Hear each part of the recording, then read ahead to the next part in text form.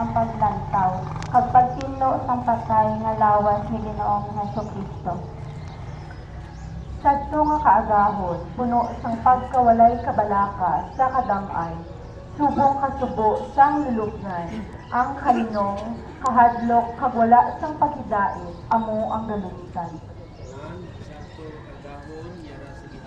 Aton ang mula sa pagkabalaka, kanang kontento sa pagtuyo sa kalinaw, sa pagkakayo sa nakita ko, pagkamanay sa aton pagbuot. Ang kamatayan sa kabataan tungkol sa dutong pagkalisyon, ang kamatayan sa pagkalawhan tungkol sa kalalong, ang kamatayan sa kalawhan tungkol sa pagkadula sa kinamatarong, tungkol sa tugong sa mga unang nilutunan, ang aton pagtuo, nagalaragway mas ng patay na ito Kristo.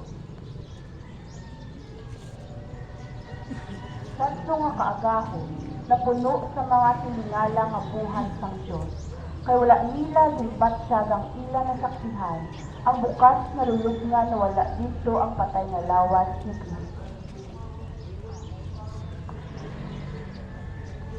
Sadto nga kaagahon, ang adlaw nga puno sang mapagayunan nga gugma sang Dios tungod iya tuman ang probinsya sang kaluwasan.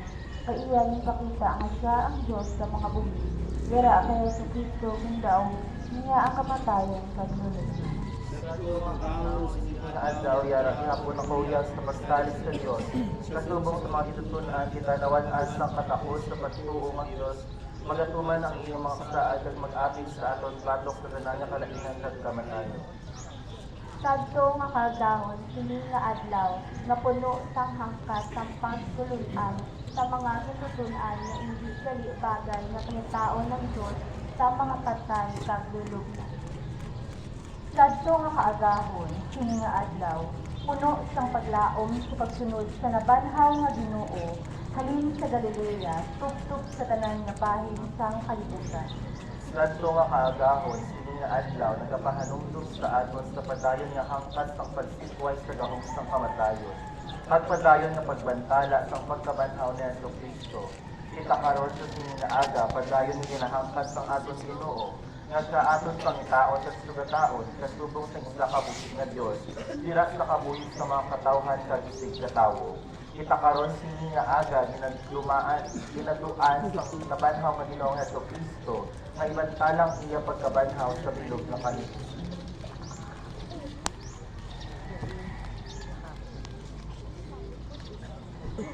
Kasubong sa mga itunan nga nagsasaksi sa pagkabanaw sa ating Jesucristo sa itong kagahon, kita man pa dahil nagsasaksi sa pagkabanaw ni Jesus, amo nga ipakilala naton diri sa atong dubangan ang mga simbolo sa iya pagkabanhaw. Maliyog lalunang cross sa tunga. Iyari ang cross utang sa tunga. Iyari ang cross sa malaan na nagbunga sa kabuhi nga walay katapusan nga pagkabanaw sa Ginoong Jesucristo. Jesus nagsiling, ako ang dalan, ang kamaturan at ang kabuhi. Pinaagi sa malaan ng krus ni Jesucristo nga atong Ginoo.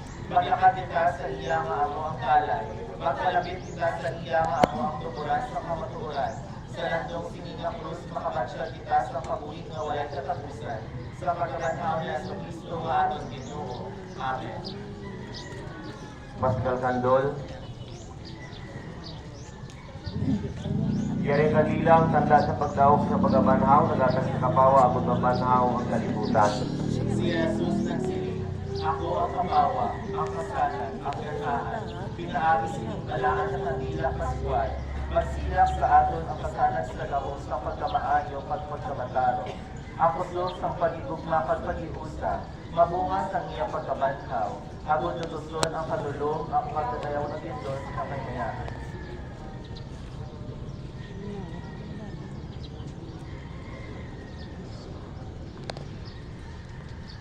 Ang mga bulak niyara sa aton nga mga kaso simbolo sa kamot kag labat sa ating paglaom sa aton Ginoong Hesus. Si Jesucristo nagsiling, Ako ang pagkabanhaw kag ang kabuhi.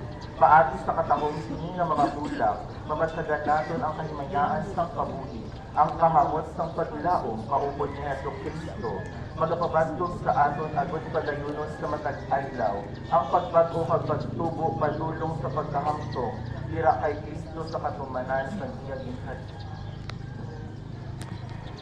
Ang balaang na kasulatan nga atong ginagamit sa Santo Salista sa as ng kabuhi ang lintuman sa Ginoong Dios